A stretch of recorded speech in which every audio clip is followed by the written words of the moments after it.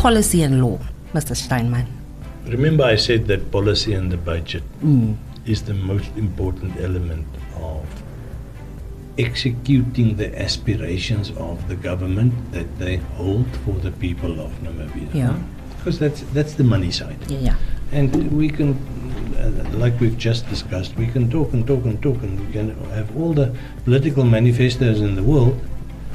If the funding side is lacking, nothing moves. Yes. Then it's just hot air. And I think in some instances, in the first couple of years after independence, we were sometimes caught up in that vacuum.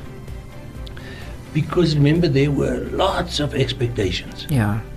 And there were people really going crazy with the sort of demands that they made to the new government.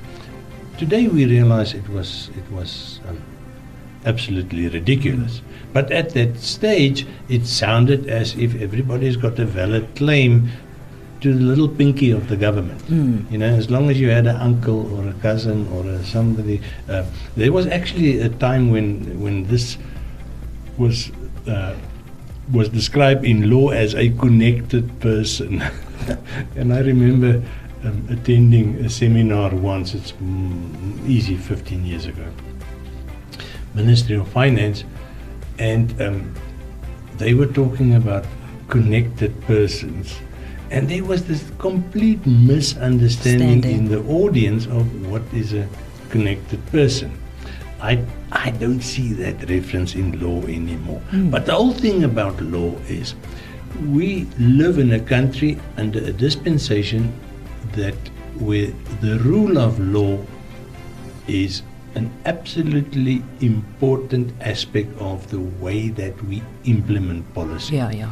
Now remember, I said the policy starts with Cabinet, National Planning Commission, back to Cabinet, before Parliament, gets voted in, it's a bill, it must be submitted as a bill before Parliament. Then it gets accepted and then it's gazetted. Now it's law. Now in a democracy like ours, you can say, I do not agree with that law. In other words, I don't support that policy. Yes. And this we also see fairly frequently in the High Court and in the Supreme Court, where there are disputes of which the origin is basically a policy dispute. Yeah.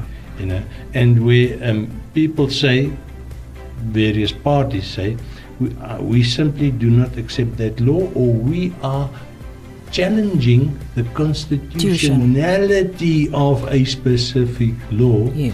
And you remember in the last 5, 6, 7 years, it's happened more than once that a piece of legislation that was an act that has actually completed this whole process from policy to becoming law was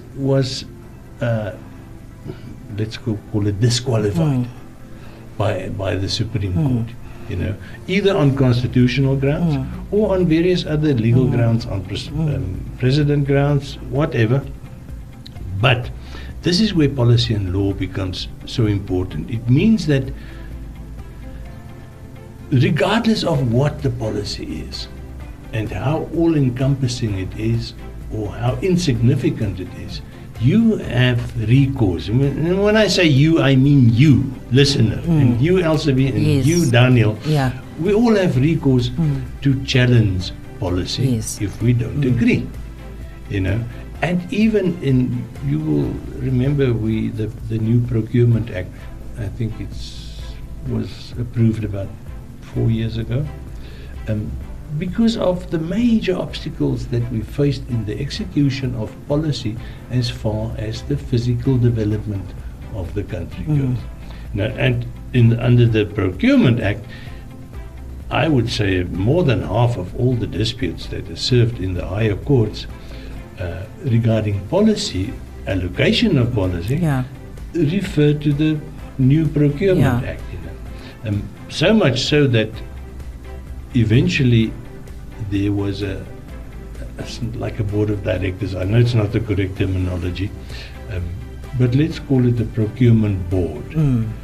Now you can imagine for yourself, if you look at the size of the budget and the value, the monetary value that goes through government ministries for projects. So stuff that is regulated by the Procurement Act. It's not possible for the board to look at each and every application. It's not even possible to look at each and every dispute.